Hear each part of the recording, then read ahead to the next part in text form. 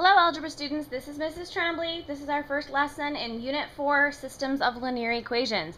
There's actually a few different ways to solve systems, and today we're just going to focus on graphing. The first thing you need to know is what is a system of linear equations? It's a set of two or more linear equations in the same variable. For example, y equals x plus 1 and y equals 2x minus 7.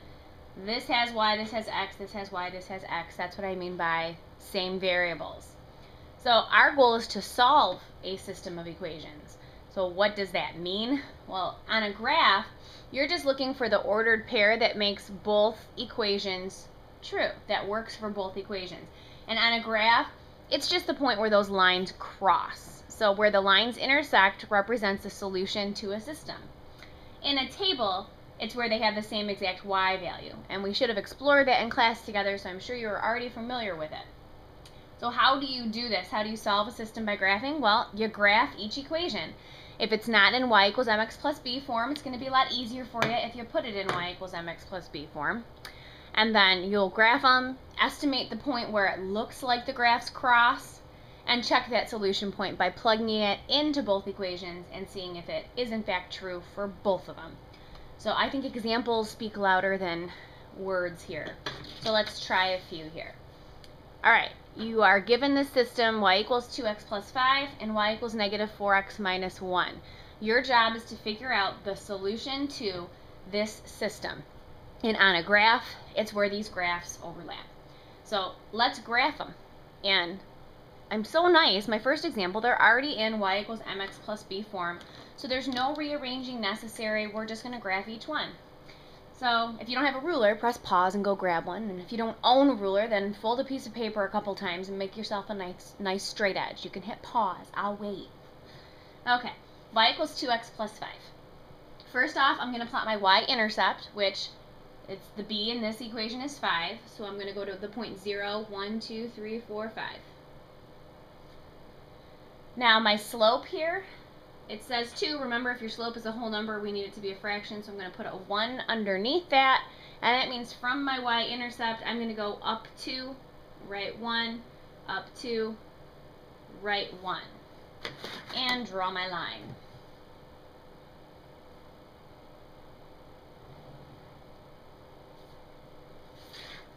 My other equation is y equals negative 4x minus 1. Remember this minus 1. That really means that's a negative 1. So my y-intercept in this case is a negative 1. My slope here, it's negative 4. So I'm going to put a 1 under that so that I have a rise and a run. So negative 4 over 1 means down 4. 1, 2, 3, 4. Right 1. Down 4. Right 1. And I'm going to graph that. Okay, so at this point, step 2 says we're supposed to estimate the point of intersection. It looks to me like it's right here. What I normally do is I keep going with the slope to make sure it's an exact point. So if we're on this equation here, the 2x plus 5, I know that I can go up to right 1, but we can also go down to left 1. And on my green equation, I don't know if you can see the color, but on the negative 4x plus negative 1 equation, instead of going down 4, right 1, I could also go up 4 and left 1. So it does look like that's the point where the lines cross. This point right here, as an ordered pair, now this is where it gets a little confusing because we just plotted rise over run with slope, but when you list an ordered pair, it's x then y. So this ordered pair right here is, I go left 1, so that makes it negative 1, and I would go up 1, 2, 3. So it's looking like the solution right now is negative 1, 3. I'm going to write that up here. Now, step 3 says to check the solution point by substituting them into both equations. Here is what I mean. So I'm going to scooch this over a little bit. In my first equation, I have y equals 2x plus 5. I'm going to go ahead and plug in my ordered pair. I'm going to plug in negative 1 for x and 3 for y. So when y is 3, 2 times x plus 5 should also be 3. So again, I just took the values in my ordered pair and plugged them into my equation. And 3 equals 2 times negative 1 is negative 2, negative 2 plus 5 is 3. So it works for the first one. Now we need to make sure that it works for the second one. So my second equation is y equals negative 4x minus 1, or I'll say plus negative 1. I'm going to plug in that same ordered pair. So y is y is 3, and I want to take negative 4 times x is negative 1 plus negative 1, and I should get 3. So 3 equals negative 4 times negative 1 is 4, and 4 plus negative 1 is 3. So that means it works for both of them. It makes both equations true. That means that negative 1, 3 is the solution to this system. Awesome. All right, take a look at the next one. Yes, of course, you knew it had to happen. You have to graph these, but I don't have them in y equals mx plus b form, in that slope-intercept form. So we need to rearrange them. This first one's not too bad. The y is already by itself, but I have 1/2 x being added to it on this side. So to get rid of that, I would need to subtract 1/2 x, or add a negative 1/2 x. So this first equation will become y equals negative 6 minus 1/2 x. Or if you're doing the keep change, we would say negative 6 plus negative 1/2 x. So again, I wanted to get that solved for y.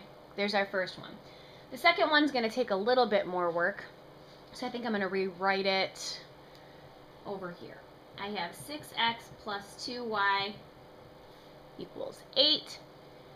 All right, to get this y term alone, I'm going to get rid of this 6x that's being added by adding a negative 6x. So now I have 2y equals 8 plus negative 6x. Now I need that 2 to go away, so I need to divide all the terms by 2. So y equals 4 plus negative 3x. All right, now we have both of our equations ready to graph. So let's start with graphing y equals negative 6 plus negative 1/2 x. Scooch over to the graph here. Okay, so in y equals negative 6 plus negative 1/2 x, the y-intercept is negative 6, so I'm going to go down to 0, negative 6. And my slope is negative 1/2 x. Remember, it doesn't matter if you put the negative with the 1 or with the 2, but it can't go with both.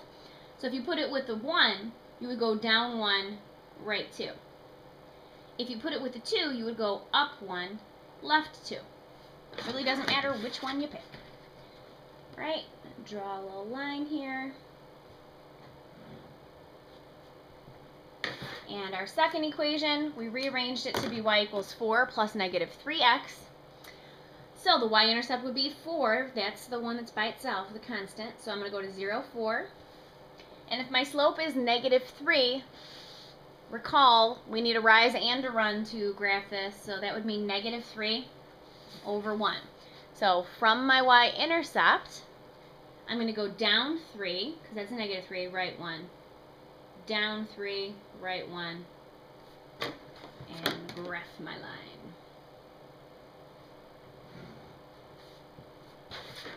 Okay, again, I think it looks pretty obvious of what the point is. Sometimes when you graph, even if you're off by a millimeter, it can mess up where you're at. So I think you should go ahead and just continue with your slope to make sure that that's actually it. So remember, we're going down 3, right 1. Let's go down 3, right 1 again. Down 3, right 1 again. And that looks like the point right there. And with this one, our slope was negative 1/2, so down 1, right 2. So it looks like that should be our solution point right there. That's where the lines cross. You're going to give it as an ordered pair, remember? So it goes x, then y. So to get here, you have to go right 1, 2, 3, 4. So that's a positive 4. And it looks like we have to go down 1, 2, 3, 4, 5, 6, 7, 8. So down 8 means negative 8. So it's looking like our solution right now is 4, negative 8. To make sure that it's correct, I would just plug it right back into your original equations. And I would plug it into your original equations, because what if you made a little mistake when you were rearranging them? Then we would be able to catch it right now. Okay, so hopefully there's some space on your paper. I'm running slim on mine. And I'm just going to use this little bottom corner. So the first equation we have is we have 1/2 x plus y equals -6. If I plug in my solution point, so we're saying that x is 4, so 1/2 times 4, and y is -8, I should get a -6. 1/2 times 4 is 2, and 2 plus -8 is -6. -6 equals -6. So it works for that one. Remember, it needs to work for both in order for it to be true. So I'm going to use the other equation and plug that in. And the other equation is 6x plus 2y equals 8. So in the ordered pair, it says that x is 4 and y is -8. So 6 times x plus 2 times y is supposed to be -8. Well, 6 times 4 is 24. 2 times -8 is -16. And 24 plus -16, yep, that's 8. 8 equals 8. So I know that my solution for -8 is correct. So you can check every single one of these just by plugging it right back into the original equation. So there's your solution for -8. All right, what kind of a time would this be if I didn't give you a math story time? So next page, and this is our last one, we have to have a little story. This is about two of my favorite people, Buffy and Bifford. Buffy and Bifford are each saving for new scooters. So far, Buffy has saved $9, and she earns $6 an hour babysitting. Bifford has saved $3, and he can earn $9 per hour working at his family's restaurant. After how many hours will Buffy and Bifford have saved the same amount? What will that amount be? Use S for total saved and H for hours worked. So basically, to recognize that this math story is a system, is that you're given two linear situations. You're given Buffy's and you're given Bifford's. And basically we're trying to figure out where do they have a meeting point. That meeting point would be where they intersect. So I have a graph here on the sheet. You can't see it now because I didn't scooch it up, but you can use a graph to solve this. You've also learned how to use a table. You've become pretty calculator savvy, I think, from our little lab that we did in class together. Let's just approach this a couple different ways. So the very first thing I think we should do is generate our system, generate our equations for this. So it says that Buffy has $9 and she earns $6 an hour for babysitting. So there's a constant rate going on. I know this is linear, and I know linear, if I'm only given one rate, is y equals mx plus b. So for Buffy, I would say, I'm just going to write her name here, that her total amount saved, I'll call that y, is equal to, now she earns $6 an hour, right? So I'll use x for hours. So $6 per hour looks like that. But she already has that $9, right? So that's kind of like her starting point, or kind of like her B. So there's Buffy's equation. Y equals 6x plus 9. $6 per hour plus the $9 she already has saved. Bifford, on the other hand, you could call him Biff for short if you'd like. Bifford has saved $3, so his total amount saved, he has $3 and he earns $9 per hour. So you know how we used a y here for the total amount saved? We need to use y there for the total amount saved. And here we used x to represent hours. Here we need to use x to represent hours because they have to be in the same variable. So Bifford, he earns $9 per hour at his family's restaurant, and he already has a starting point of $3. So I'm asking you, at what point will they have the same amount of money? And I do give you a graph here, but I'm guessing that when you look at 6x plus 9 and 9x plus 3, you're thinking, well, I can't fit all of that. Remember, you don't have to count by one on your graph. And also remember that we could start off with a table if we wanted and plot those points from a table. That would be a good idea. You could also use your calculator to generate a table, which is what I personally would do. So right here, you have y equals 6x plus 9, y equals 9x plus 3. These are already in y equals mx plus b form. I'm going to go with my calculator, and if you have one at home, press pause, go ahead and grab it. If you don't, we can still generate a table the old way. There's nothing wrong with that, but in class, you'll be able to use this.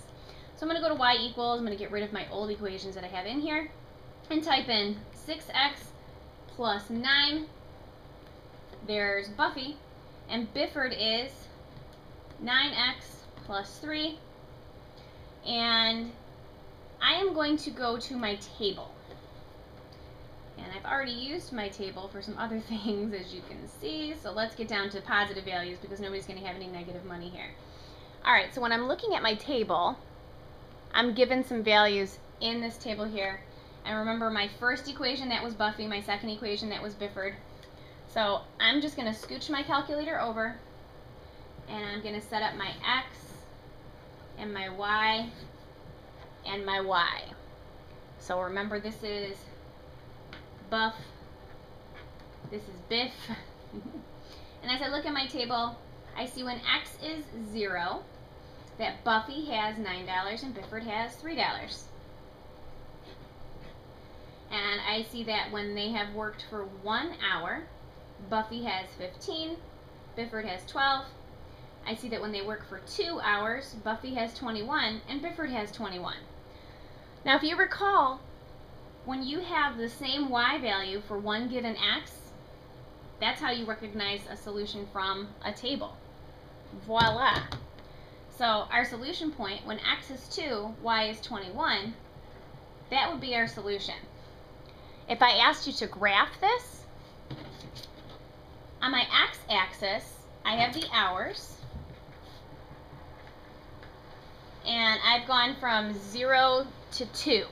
So I'm going to space this out down here, and I'll of course make this 0, but I'll skip a space 1, skip a space 2, and I'll finish numbering it. Why not? On my Y-axis, it looks like I have to get up to 21. So when I see the numbers 21 and I'm looking at my table, I see 9, 15, 3, 12. I'm thinking I want to count by 3s. That would be a great way to go.